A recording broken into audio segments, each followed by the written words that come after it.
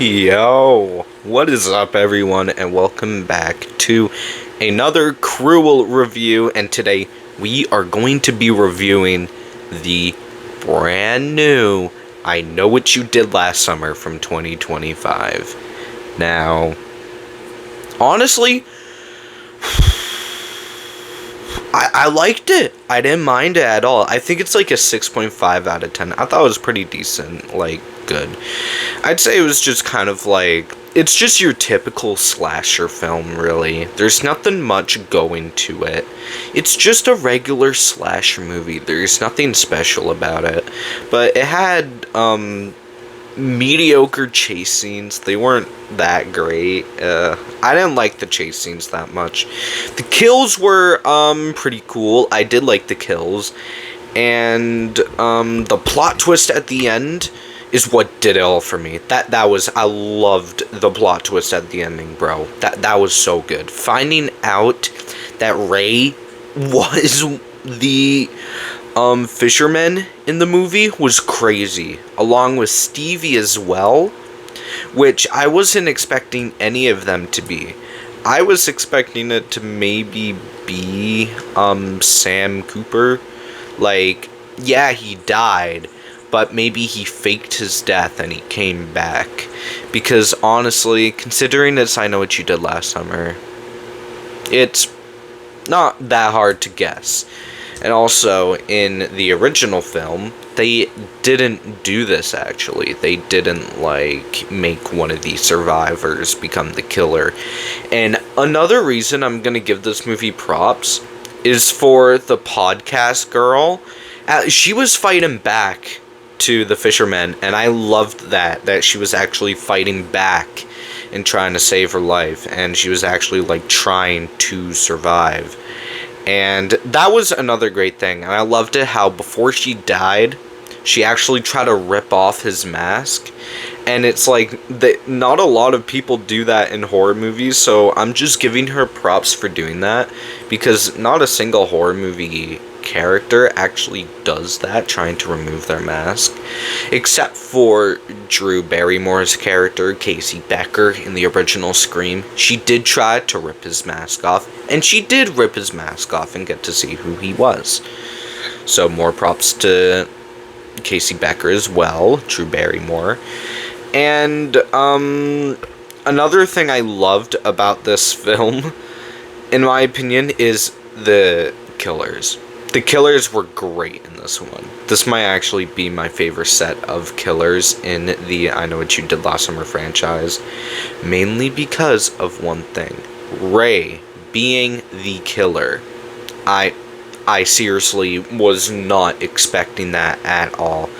Dude, the fact that he, of all people, is the killer, the fact that the trauma he went through caused him to become the fisherman and go on a killing spree.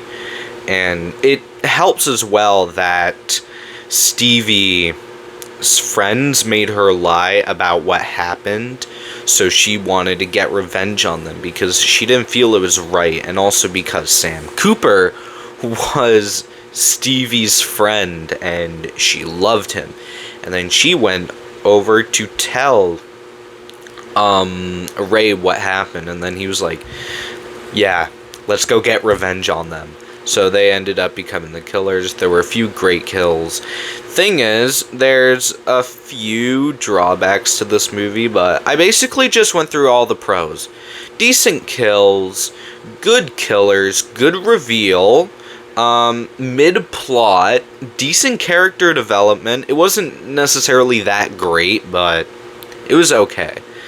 But the cons to this movie, okay. First of all, I did not like, Julie's role in this film that much. She had a good impact on the story. She had a good impact on the characters.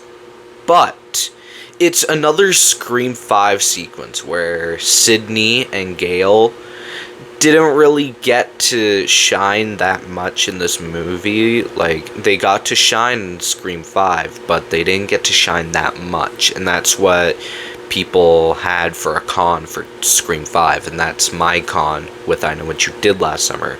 Julie, yes, she had a role, but she wasn't in the film that much. And it was another Scream case where she goes back to Southport to go help this new cast defeat the Fishermen.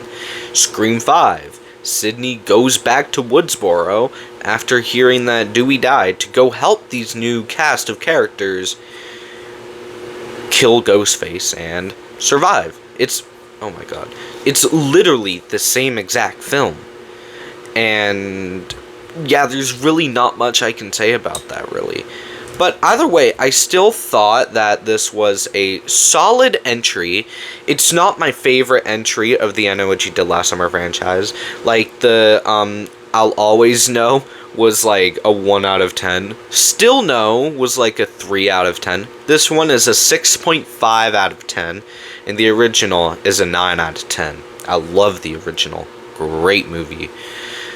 And this one is more just like your typical slasher. It's a good movie overall. I was thinking of, at first it was like, okay, this is an okay movie, but once I saw the actual like reveal and stuff, I was like, oh my god, dude, this actually is like a really cool movie, and I actually do kind of like it. But nonetheless, I still think it was a decently good film. And there's not really much I can say about it other than the cons and pros that I just went over with I Know What You Did Last Summer. And I do know that they did just plan a sequel at the end of it, so expect to see a sequel maybe next year or in 2 years. Although this movie, I don't think this movie necessarily did good in the box office, but if people liked it, in which most reviews on this film actually got like 3 stars, so that's not terrible. It just means it's okay. Personally, I think this is a movie I might not rewatch.